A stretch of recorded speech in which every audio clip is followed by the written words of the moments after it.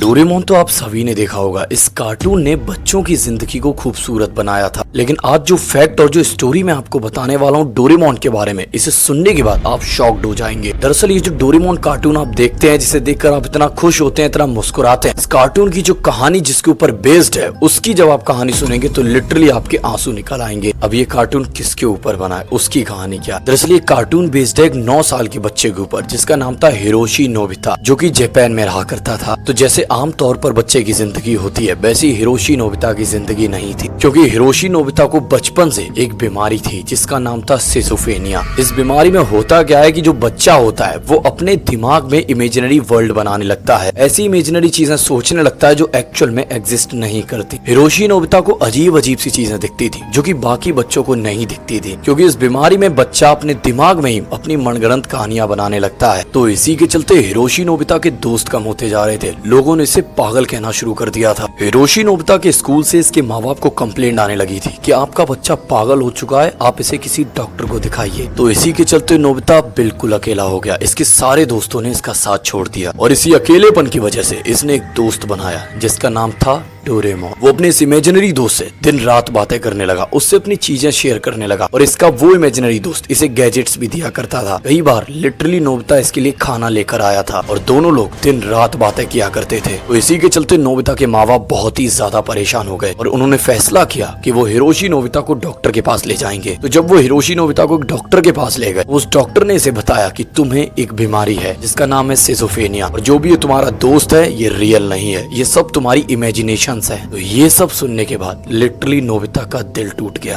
और Hiroshi Nobita ने 16 साल की उम्र में सुसाइड कर लिया। और उसके जो आखिरी वर्ड्स थे उन्हें सुनने के बाद तुम्हारी रूह कांप जाएगी। जो नोबिता के आखिरी शब्द थे वो कुछ इस प्रकार थे, जो दुनिया मेरी दुनिया को नहीं अपना सकती, मैं ऐसी दुनिया में रहना नहीं चाहता। और लिटरली इसे सुनने के बाद मेरे रोंगटे खड़े हो गए थे। अगर नोबिता की इस स्टोरी ने आपके दिल को टच किया तो 2 वर्ड्स नोबिता के लिए कमेंट बॉक्स में जरूर लिखना और इस वीडियो को अपने बचपन के दोस्त तक, हर किसी तक जरूर शेयर करना, क्योंकि नोबिता की ये कहानी सब तक जानी चाहिए। जिस कार्टून ने हमें इतना ज्यादा हंसाया, हमें इतनी मेमोरीज दी हैं, उस कार्टून की भी एक डार्क साइड कहानी है। और इसी के बाद अगर हम बात करें डोरेमोन के ऊपर, डोरेमोन की भी एक बहुत ही डार्क साइड कहानी बताई जाती है। तो अगर आप उस कहानी को सुनना चाहते हैं तो चैनल को सब्सक्राइब कर लीजिए, कमेंट बॉक्स में पार्ट 2 लिखिए, मैं उस कहानी को भी आपको बताऊंगा। और ऐसी ही इंटरेस्टिंग वीडियोस के लिए आप मुझे मेरे इंस्टाग्राम अकाउंट पर फॉलो कर सकते हैं, इसकी लिंक आपको बायो में मिल जाएगी। और इस चैनल पर आपको मिस्टीरियस स्टोरीज, हॉरर स्टोरीज और रियल हॉरर स्टोरीज और कुछ फैक्ट से रिलेटेड वीडियोस मिलेंगी। तो बहुत ही जल्द मिलते हैं अपनी अगली वीडियो में, तब तक के लिए चैनल को सब्सक्राइब कर लीजिए, वीडियो को लाइक कर दीजिए। नाम याद रखिए, शिव।